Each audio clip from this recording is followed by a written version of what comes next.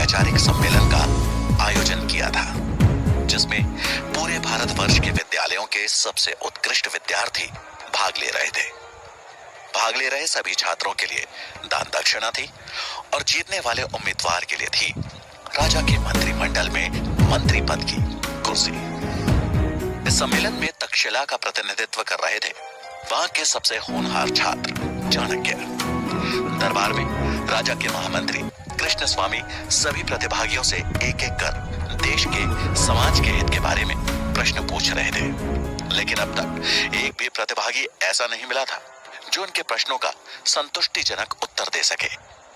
और अब बारी आई चाणक्य की। उन्होंने राजा और पूरे मंत्रिमंडल को नमन कर अपना परिचय दिया। उसके बाद वो अपनी शिखा की गांठ को कसते हुए आ खड़े हुए राजा के सामने प्रश्नों के उत्तर देने। उनके चेहरे पर एक शालीनता का भाव था।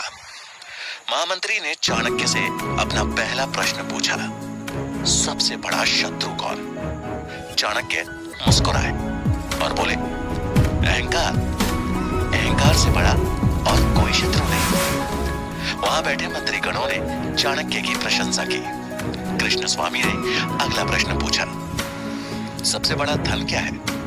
चाणक्य बोले, विद्या। विद्या ही सबसे बड़ा और अनमोल धन है। उत्तर सुन प्रतिभागियों ने तालियां बजानी शुरू कर दी, लेकिन राजा भीमदेव ने उस उत्तर में कोई रुचि नहीं दिखाई। उनके लिए एक राजा के राजकोष का धन ही सबसे बड़ा धन था। प्रश्नों की श्रृंखला को आगे बढ़ाते हुए महामंत्री ने तीसरा प्रश्न पूछा, सबसे बड़ा वीर कौन?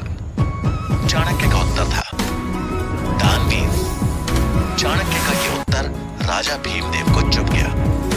उन्हें लगा मानो चाणक्य उनकी संपन्नता, उनकी वीरता का उपहास कर रहा हो। उन्होंने अपने क्रोध को काबू में करने के लिए राज सिंहासन को कस के पकड़ लिया। चाणक्य राजा की भावनाएं भाप गए, लेकिन बगैर किसी चिंता के भाव को उजागर किए खड़े रहे। वहां बैठे प्रतिभागी और मंत्रिमंडल ने जब राजा को देखा तो वो सहम गए। महामंत्री अगला प्रश्न पूछने ही वाले थे कि राजा भीमदेव ने अपने हाथ के इशारे से उन्हें रोक दिया। राजा के चेहरे पर गुस्सा साफ झलक रहा था। उन्होंने भारी आवाज में कहा, इस ब्राह्मण छात्र से अगला प्रश्न हम पूछेंगे। सभा में सन्नाटा छा गया। सब जानते थे कि अब चाणक्य की खैर नहीं, पर चाणक्य शांत मुद्रा में खड़े रहे। तभी राजा ने कठोर स्वर में पूछा, शास्त्र बड़े या राजा? चाणक्य ने विनम्रता के साथ कहा, महाराज की जय हो। शास्त्र ही साम्राज्य की नींव रखते हैं और साम्राज्य राजा की, इसलिए सबसे पहले शास्त्र। यह सुन राजा भीमदेव से रहा नहीं गया और वो अपनी राजगद्दी से उठ भरे दरबार में चिल्लाते हुए बोले, शास्त्र नहीं, एक राजा सबसे बड़ा होता है, मूर्ख। क्या सिखा रहा है तुम्हें तक्षशिला? इतना भी नहीं पता कि अगर राजा नहीं होता तो प्रजा नहीं होती, और बिना प्रजा के तुम्हारे शास्त्रों का कोई मोल नहीं है। राजा जितने क्रोध में थे, चाणक्य ने उतने ही शांत स्वर में कहा, क्षमा कीजिएगा महाराज, लेकिन आप सिर्फ जनता के हैं। जनता है इसलिए आप हैं। ये सुन भीमदेव की आंखें गुस्से में लाल हो गई। उन्होंने तलवार के मुंड पर हाथ रखते हुए कहा, अब तो जैसा साधारण छात्र मुझे बताएगा कि मेरा अस्तित्व सिर्फ प्रजा की वजह से है। अपनी सीमाएं मत भूल, तो खुद एक भिखारी है जो यहां दान लेने आया है। चाणक्य को यह बात चुभ गई।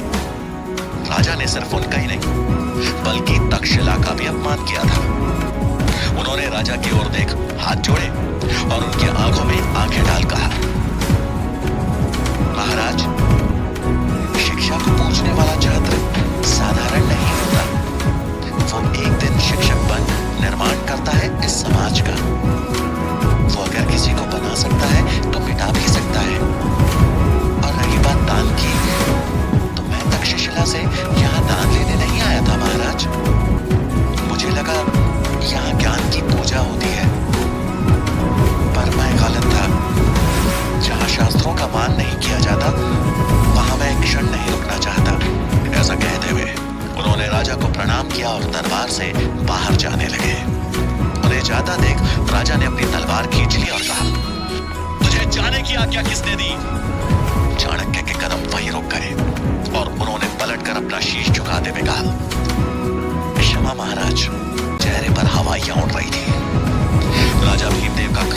सातवें आसमान पर था।